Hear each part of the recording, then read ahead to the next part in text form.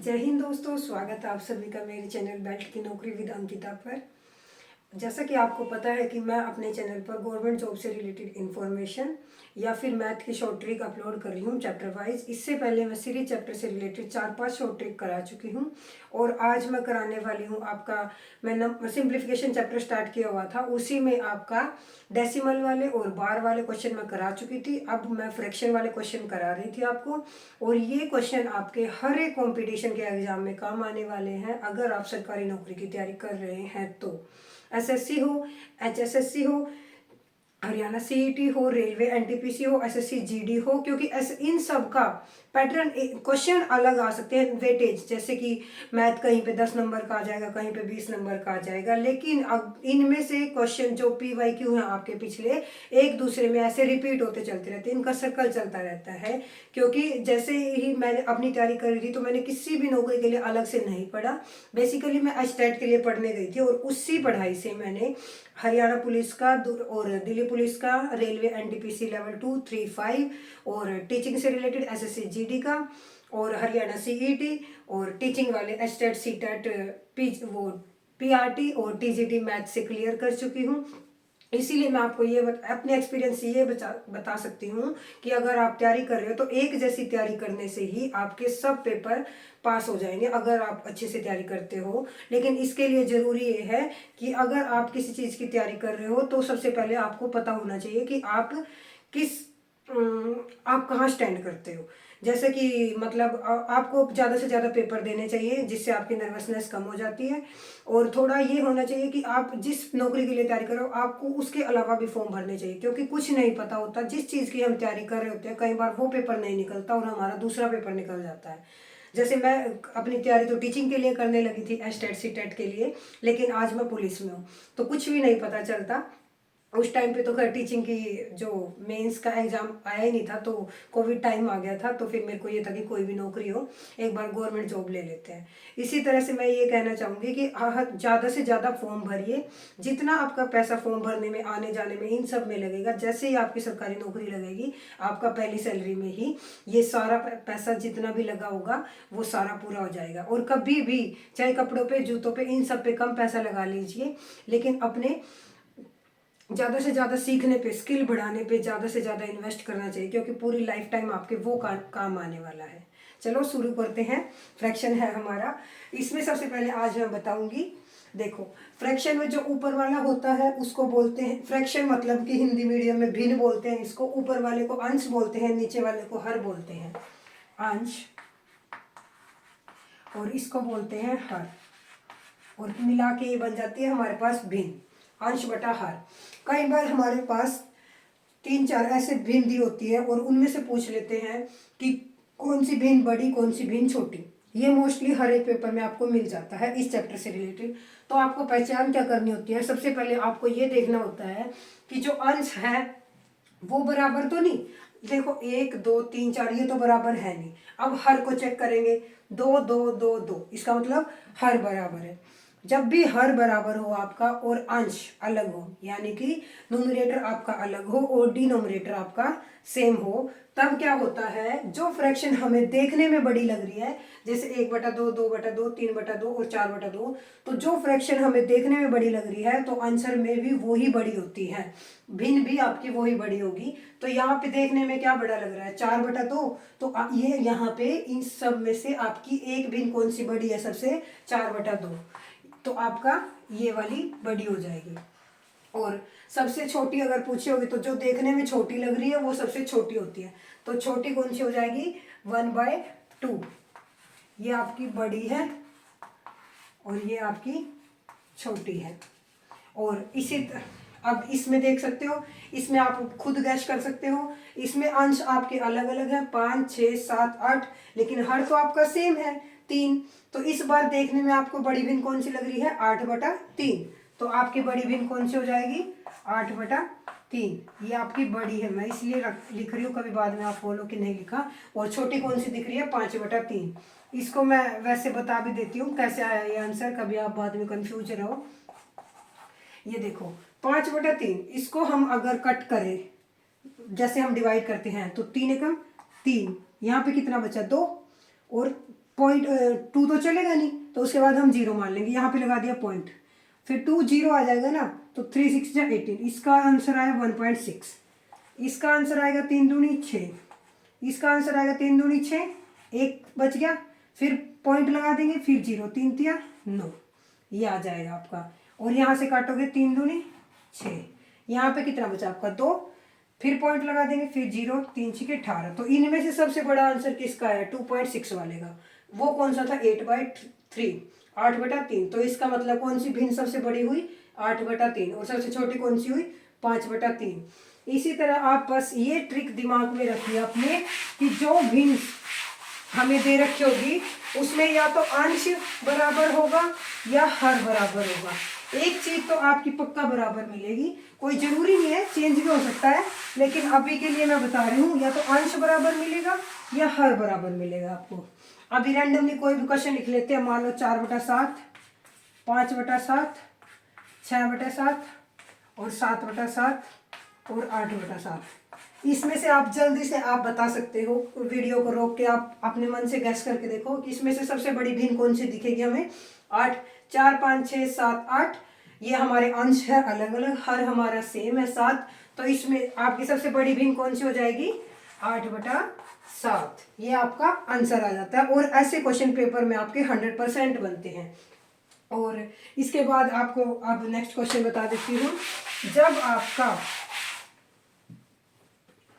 अंश बराबर हो, यानी कि 2/3, 2/4, 2/5, 2/6, जब आपका अंश बराबर हो और हर अलग अलग हो। अभी क्या पढ़ा था हमने? जब अंश अलग अलग था, हर सेम था। अब की बार क्या है? ऊपर वाला आपका सेम होगा, यानी कि अंश आपका सेम होगा, न्यूमरेटर सेम होगा, और डिनोमिनेटर यानी कि हर आपका डिफरेंट होगा। तो जो देखने में छोटी लग रही है आपको, वो आपकी बड़ी भिन्न होगी। यानी कि देखो, जब ये सेम है, ऊपर का सेम है और नीचे वाले डिफरेंट है आपके पास, तो आपकी जो भिन्न छोटी दिख रही है वो आपकी बड़ी होगी। यानी कि इसमें उल्टा होगा, तो इसमें कौन सी बड़ी होगी? ये वाली 2/3 आपकी बड़ी भिन्न आ जाएगी। और छोटी कौन सी आएगी आपकी? 2/6। इसका भी आंसर निकाल देती हूँ। 2/6 को आप कट करोगे, इससे काटोगे, रफ में बता रही हूँ, कटने का नहीं, ना जाने कि 0 पॉइंट, और यहाँ पे 0 मान लिया हमने, और 6 18, 0.3 आंसर आया। और इसको काटोगे तो ना जाने कि 0, यहाँ पे फिर 0, और यहाँ पे कितना आएगा? 3 6 18, तो 0.6। तो अब किसका आंसर ज्यादा आया? 2/3 का। तो ये हमारे पास बड़ी हो गई और ये आपकी छोटी हो गई। दोबारा से याद कर लो, अगर आपका हर बराबर है और अंश डिफरेंट है, हर बराबर और अंश डिफरेंट, तो क्या होगा? आपकी भिन्न जो देखने में बड़ी होगी वो आपकी एक्चुअली में छोटी होती है, और जो छोटी होती देखने में छोटी लगेगी वो आपकी बड़ी भिन्न होती है। ऐसी एक और क्वेश्चन बता देती हूँ, जैसे 3/7 और 4/7, नहीं, 3/8 और 3/9 और 3/10। इसमें आपकी बड़ी भिन्न कौन सी होगी? जो देखने में सबसे छोटी दिख रही है, ये आपकी सबसे बड़ी भिन्न होगी। और सबसे छोटी कौन सी होगी आपकी? ये वाली, ये आपकी छोटी हो गई और ये आपकी बड़ी हो गई। अब सिर्फ हमें दो में से अगर 2 निकालना हो, इतनी 4 फ्रैक्शन नहीं दे रखी हो, तब क्या करना होता है? तब करना होता है हमें, जैसे 2/3 और 5/6 दे दिया मान लो, इन दोनों में से डिसाइड करना कौन सी बड़ी है कौन सी छोटी है। अब ना तो इसमें हर बराबर ना ही अंश, तब क्या करना होता है? हमें कॉमन डिफरेंस चेक करना होता है। इनका एक, इनका भी एक आएगा। तो अब इससे आंसर कौन सा आएगा? अब जो देखने में बड़ी होगी आपकी, वो ही आपकी बड़ी भिन्न होगी। और आपको ये नहीं करना तो आप एक और मेथड अप्लाई कर सकते हो। यहाँ पे वैसे रफ में 0 लेट करके देख लो। अब इसको काट के देखो, 3 6 18 पॉइंट, फिर 2 3.6, ये आ जाएगा। और यहाँ से 6 8 48, 2 बचेगा, और 2 6 3 18, तो आपकी बड़ी कौन सी है? ये वाली। तो आपका आंसर आ जाएगा 5/6। और इससे नेक्स्ट मैं दोबारा बता रही हूँ आपको।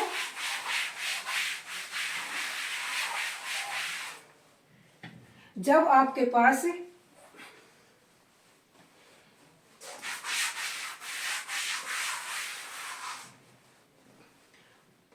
आपके पास कॉमन डिफरेंस एक हो,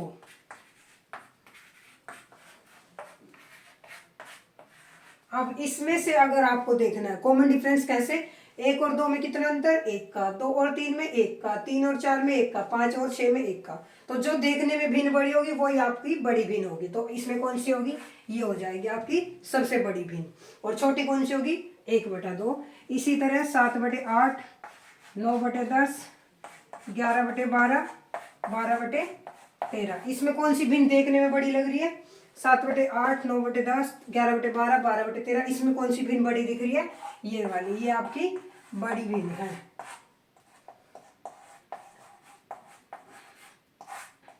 ये आ जाएगा आपका।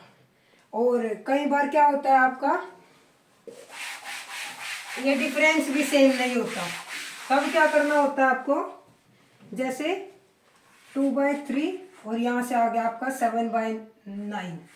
तब देखो अंश भी बराबर नहीं है, हर भी बराबर नहीं है, डिफरेंस इनका 1 का है, इनका है 2 का। तब आपको क्या करना होता है, रफ में मल्टीप्लाई करके देख लो, क्रॉस में। 9 दूनी 18, 3 सत्ता 21। अब जो ऊपर बड़ा आएगा ना वही आपकी भिन्न बड़ी होगी। तो 9 दूनी 18, 3 सत्ता 21। तो कौन सा 21 वाला बड़ा है ना, तो किस साइड था, ऊपर, इसमें 21 बना, तो आपकी ये वाली भिन्न बड़ी हो जाएगी।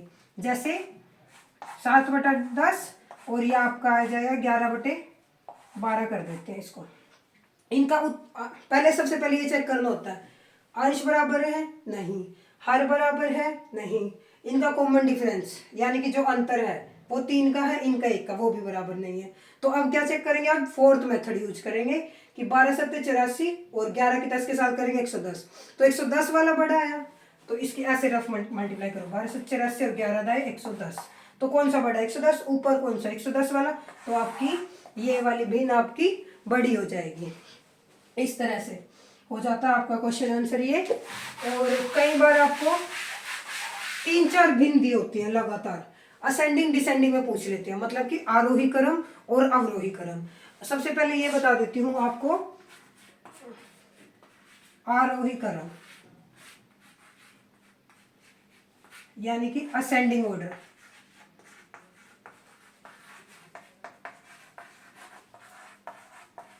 देखो आरोही का मतलब होता है बढ़ते क्रम में, मतलब सबसे पहले सबसे छोटा 2, 3, 4, 5, 6, ये आरोही। हमारे पास असेंडिंग मतलब कि बढ़ता क्रम, यहाँ पे आ जाएगा आपका बढ़ता हुआ। ये हमारे पास छोटी क्लासों में होता था। और ऐसे ही हमारे पास अवरोही क्रम होता है, उसमें क्या होता है, घटता क्रम। तो अवरोही क्रम में क्या होगा आपका, अवरोही में इसका उल्टा होगा, यानी कि सबसे पहले सबसे बड़ा आ जाएगा, 6, 5, 4, 3, 2, 1।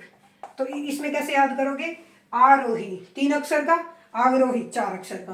3 अक्षर का है तो क्या होगा, धीरे धीरे सबसे पहले छोटा आएगा। आरोही का मतलब क्या, आरोही 3 अक्षर का, अवरोही 4 अक्षर का। तो क्या बनेगा, आरोही छोटा है तो सबसे पहले छोटा आएगा, फिर धीरे धीरे बढ़ेगा। अवरोही 4 का है, 4 अक्षर का है तो बड़ा है, तो बड़े से स्टार्टिंग होगी। जैसे 6, 5, 4, 3, 2 और ये, इसको आप ये ऐसे याद कर सकते हो, वैसे ये शॉर्ट ट्रिक मान सकते हो, ये आ जाएगा। अब आपके पास अगर 3-4 फ्रैक्शन दी हो आपको, तब कैसे करोगे, मान लो आपसे पूछ लिया 1/2, 3/5, 6/9 और यहाँ पे पूछ लिया 10/11। इसमें पूछ लिया कि सबसे बड़ी भिन्न बताओ, तो सबसे पहले अंश चेक किया, बराबर नहीं है, हर चेक किया, हर भी बराबर नहीं है, कॉमन डिफरेंस इनका 1 है, इनका 2 है, इनका 3 है, इनका 1 है, तो वो भी बराबर नहीं है।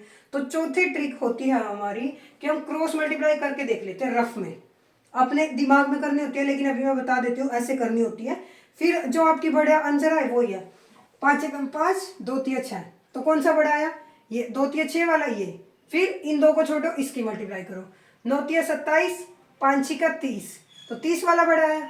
11 छिके 66, 9 दाए 90, तो कौन सा बड़ा है, 10/11, ये आपका आंसर आ गया।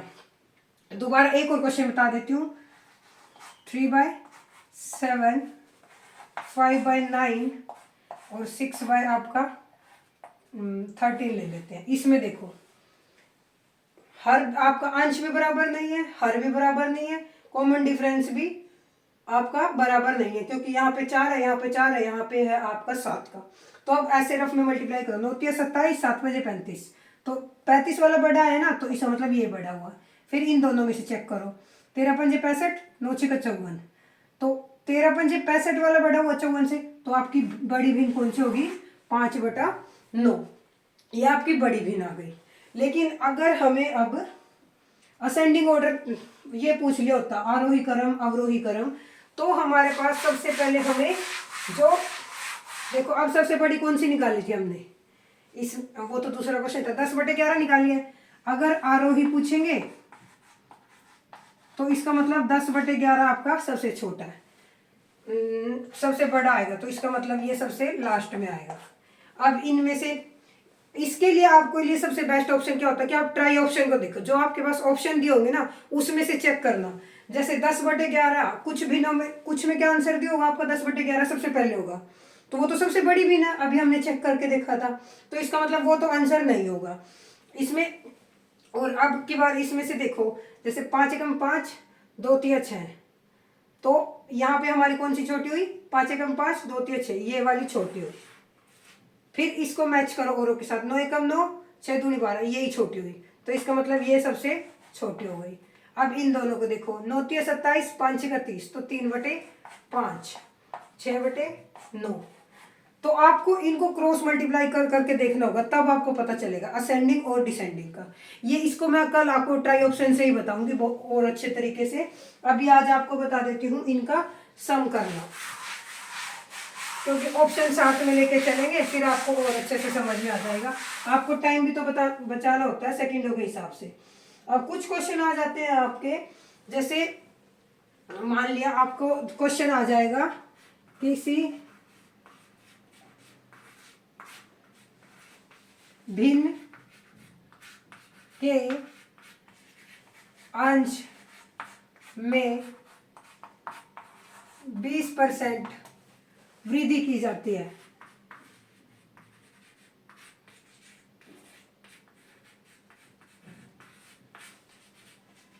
और हर में 30%, तो भिन्न हमें कितनी प्राप्त होती है, भिन्न हमें 3/ या फिर कुछ कितना मान सकते हो, 3/7 प्राप्त होती है।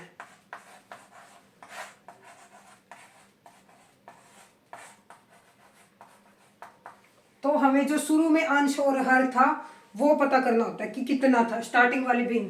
तो पहली भिन्न क्या थी, मतलब जो वास्तविक भिन्न क्या थी, वास्तविक भिन्न क्या थी, वास्तविक भिन्न क्या थी। तब क्या करना होता है, इसमें आप मान सकते हो x/y मान के चल पड़ सकते हो। जैसे हमने क्या मान लिया, x थी वो, और y में क्या था, y, ये आपकी थी। अब उसमें वृद्धि हुई है 20% की। कोई भी चीज अपने आप में सबसे पहले कितनी होती है, 100 में वृद्धि हुई 20 की, तो कितना बनी वो 120। और इस ये भी हर भी आपका 100 होगा, 100 में अगर हर में 30% वृद्धि हुई तो कितना बना 130। और भिन्न हमें, मतलब ये सब करने के बाद हमें कितनी प्राप्त हुई है, 3/7। तो इस 0 से इस 0 को काट सकते हो। अब x/y की वैल्यू निकाल सकते हो आप क्रॉस मल्टीप्लाई करके, 12 × 7 = 84 और 13 × 3 = 39। जो ऊपर होता है सबसे पहले हमें वो लेना होता है, तो इसको सोल्व करोगे आप। सबसे पहले मालिक आएगा या किराएदार, मालिक आएगा ना, तो इधर की जगह कौन मालिक है, 3/7, तो इसमें ऐसे मल्टीप्लाई कर दो, 3/7 मल्टीप्लाई में 13/12, कितना आंसर आएगा आपका, 12 3 नहीं 12, सॉरी गलती से हो गया, 13 3 39 और 12 7 84। तो आपका आंसर कितना आएगा, 13 3 39 और 12 7 84, 84। अगर ये आपका किसी चीज से कैंसिल होता है तो काट दो, नहीं तो इसको एज इट इज छोड़ दो। 9 और 3 12 और 8 और 4, ये आपका 3 से कैंसिल हो रहा है। वैसे लेकिन इतना आप छोड़ सकते हो अगर आपको ऑप्शन में दिया हुआ है। बस आपको सबसे ज़्यादा ये मेथड समझने की ज़रूरत है। अब अगर इसकी जगह पे हमें कुछ और नंबर दे दिया हो, मान लो अब अंश में अगर हमारे पास वृद्धि कर दी हो 70% और हर में कर दियो 80% और भिन्न मिलती हो हमें 7/9, तब कितना आएगा? तो अब की बार क्या होगा आपको, अंश में कितनी वृद्धि हुई 70, तो 170 बन जाए, क्योंकि ऑटोमेटिक ही कोई चीज कितनी होती है 100, और हर में 80 करी तो कितना आ जाएगा 180। भिन्न कितनी मिली आपको 7/9, 0 से 0। अब की बार मल्टीप्लाई क्या करोगे, 7 इंटू में 18 और यहाँ पे 9 इंटू में 17, और 18 के साथ मल्टीप्लाई करोगे 126,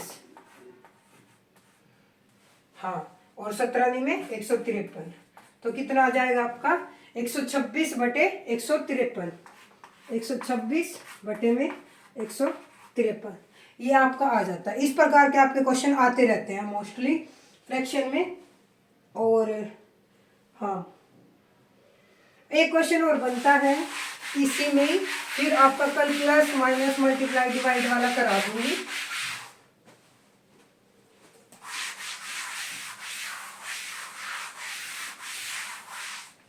अगर मान लिया हम दे दिया किसी व्यक्ति का वेतन, मतलब किसी व्यक्ति की इनकम कितनी है आपके पास, का वेतन है 6,000 रुपये सालाना,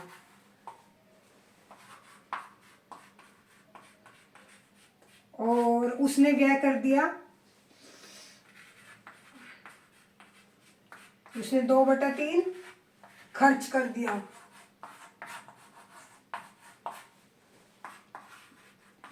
अब हमें निकालनी है उसकी बचत, उसकी बचत क्या होगी,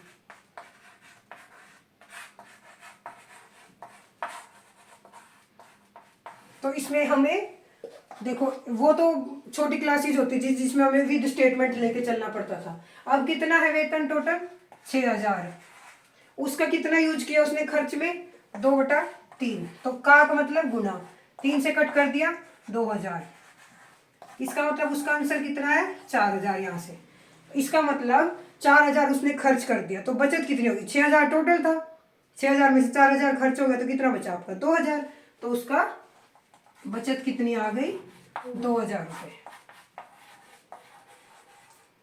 ये आ जाएगा आपका।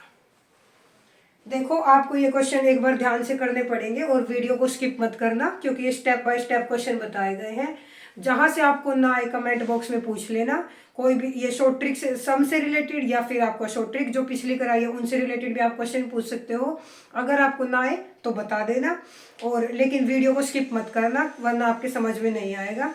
इसी प्रकार अपना प्यार बनाए रखें। Thank you for watching my video, और मेरे चैनल को लाइक शेयर सब्सक्राइब करें। जय हिंद दोस्तों।